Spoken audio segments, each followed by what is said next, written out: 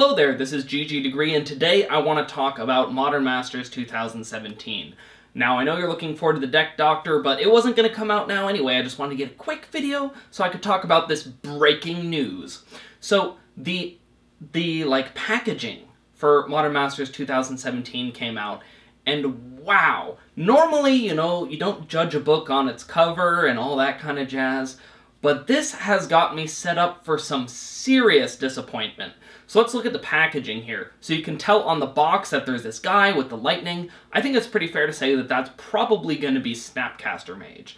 And then on the three packages, we see Stoic Angel, Domri Raid, and Grizzlebrand.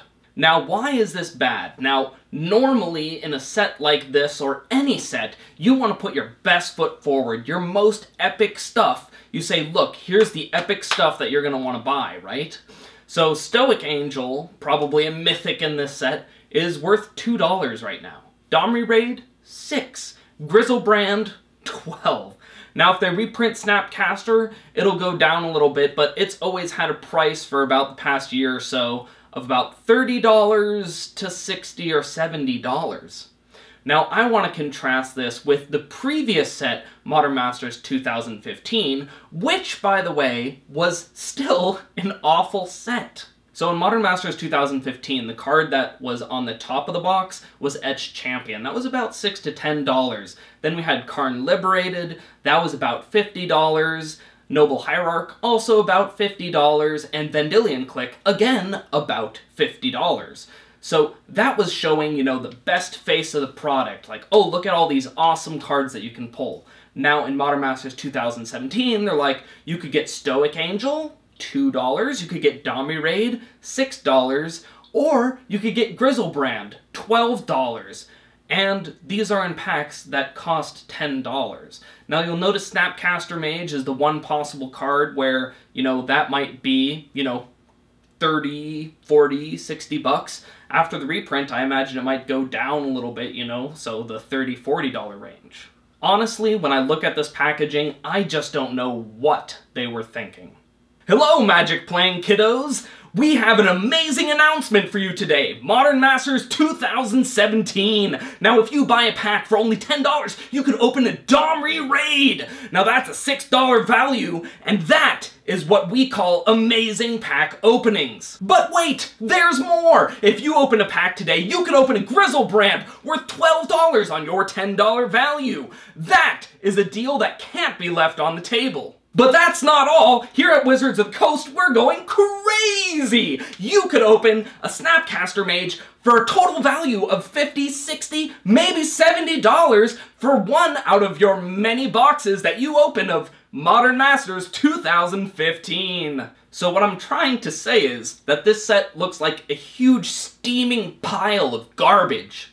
Now, just to put things in perspective, I could open a pack of Aether Revolt, which just came out, for $4 MSRP, and I could open a Heart of Kiran, which is worth $20. Not only that, but I could open a Masterpiece in that set and get some serious value for way less money. Modern Masters 17 looks like it's going to be really, really bad.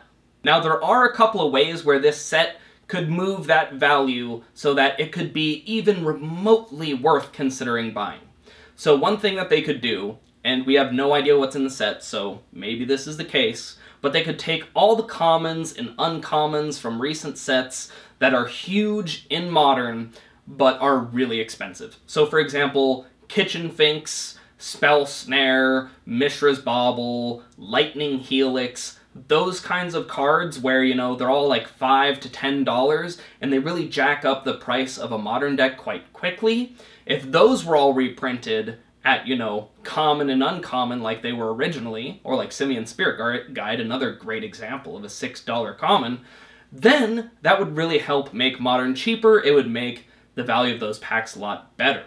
Another solution that they could be going for is to have all the Zendikar fetches in their rare slots. And then it would make sense why it wasn't on the cover of Modern Masters 2017, because lands just aren't that exciting. You usually want like a character on the front of a pack like this. So if they had those Zendikar fetches in there, then that would really increase the possible value of a pack, and I could see why people would buy them, especially if it was at rare. Now, the thing that I don't like about that, even if they did do that to bring up the value, is that if they release Zendikar fetches in that limited release set that is not going to have that much opened, then you know that they're not going to reprint it for a very long time afterwards, and those really need to be in a regular standard set where people can get their hands on quite a lot of them and really drive that price down. The last possibility for this set, which is one that really would worry me if it were to happen, even more than the Zendikar things, which just because they're fetch lands I think are important, but this would be a lot worse, is if they had masterpieces in this set of a bunch of actually great cards from Modern that people would want copies of.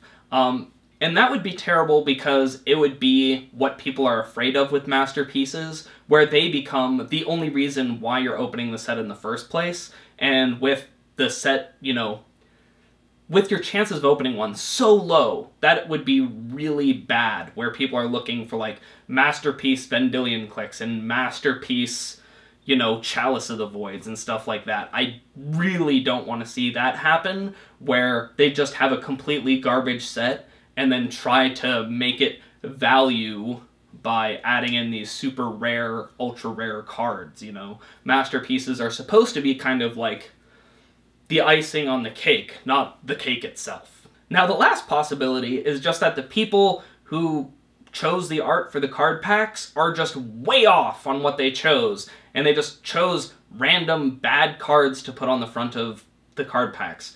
That, to me, doesn't make any sense, like some huge error in marketing, but I guess that's a possibility too.